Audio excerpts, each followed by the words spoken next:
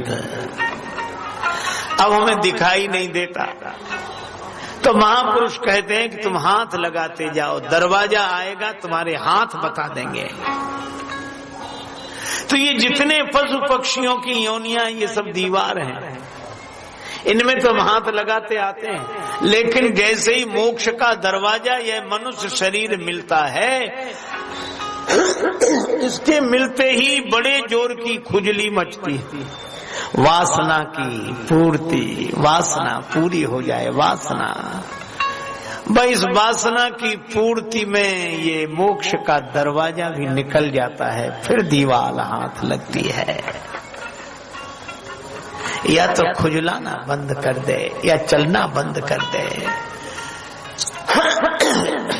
मनुष्य शरीर मोक्ष का दरवाजा, ये सीढ़ी की तरह है। अच्छा देखो, आपने नसें नहीं सीढ़ी देखी होगी। सीढ़ी अगर दीवार के किनारे लगा दो तो आदमी ऊपर चढ़ जाता है। सीढ़ी अगर दीवार के किनारे लगा दो तो आदमी ऊपर पहुंच जाता है, और सीढ़ी कुएं में लगा दो तो नीचे उतर जाता है। ये मनुष्य शरीर ऐसी ही सीढ़ी है। मुनि विज्ञान धाम मन करई निमिष मह छोप। एक निमिष में पलक झपकते ही दिया बुझ गया। अच्छा एक और अद्भुत बात है, और वो दिया जलाकर रखा कहाँ हमने, कहा इस मनुष्य शरीर के मकान में, और ये मनुष्य शरीर है दरवाजे वाला। दरवाजे ही दरवाजे हैं, पता नहीं किस दरवाजे से हवा का झोंका आ जाए, दिया बुझा दे। और यहाँ बैठे हैं देवता। अच्छा बिना देवता के कोई इंद्रिय कार्य नहीं करते। एक बार हमने ऐसे ही कहा कि वाणी के देवता तो अग्नि है। एक सज्जन बोले ये तो कल्पना कर ली गई है, ऐसे ही कह दिया, क्या फर्क पड़ता, वाणी के देवता अग्नि है, इसका क्या प्रमाण। तो हमने कहा बड़ा प्रबल प्रमाण है। बोले क्या। हमने कहा कोई आदमी कितना ही जरूरत से ज्यादा बोलता हो, चुप ही ना रहता हो, उससे कहो कि पानी में डुबकी लगा के बोलो।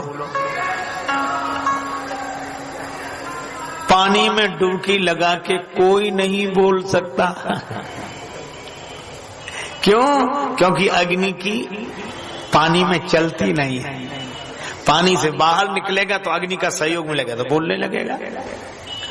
जैसे कहते हैं कि जब रसना स्वाद लेती है तब इसके देवता वरुण है, इसीलिए तो बोलते हैं, कहा लड्डू रखे थे देखकर मुंह में पानी भर आया, क्योंकि देवता वरुण है, पानी भर। ये तो कोई नहीं कहता कि मिठाई देखकर हमारे मुंह में तो हवा भर गई, पानी भर। तो ये इंद्रियों के दरवाजे पर देवता बैठे हैं, और इन देवताओं को भगवान का भजन साधना ये तो कुछ अच्छा लगता नहीं है। विषय भोग पर प्रीति सदाई, और ये आवत देखई विषय बयारी, ते हट देहि कपाट उघारी। और वो हवा भीतर जाकर इस ज्ञान के दिए को बुझा देती है। इसीलिए भगवान कहते हैं कि ज्ञान ठीक तो है, पर ज्ञान अगम प्रत्यूह अनेका। ज्ञान अगम प्रत्यूह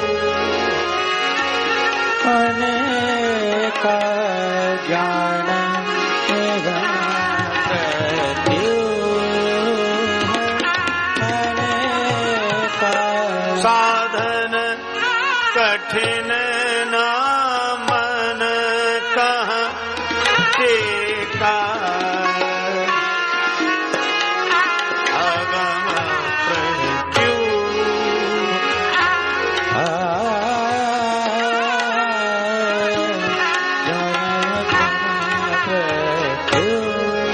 ज्ञान बड़ा अगम है। अच्छा देखो एक बात हम आपको बड़ी सरल सहज बताएं। एक महात्मा कहा करते थे कि निर्गुण निराकार ब्रह्म की साधना करें, आराधना करें कि सगुण साकार भगवान को पाएं। ये बड़ा अद्भुत प्रश्न है। कभी कभी लगता है कि कण कण में, भीतर बाहर, खम्भ खड़क, सब जगह भगवान, सब जगह।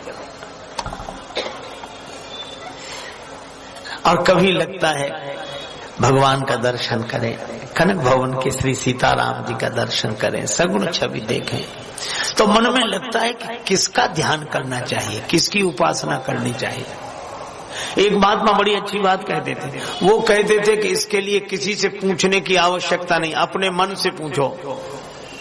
क्या? कि तुम अपने को साकार मानते हो कि निराकार? क्योंकि शरीर की दृष्टि से तुम साकार हो, पर तुम शरीर नहीं हो, उस दृष्टि से तुम निराकार हो।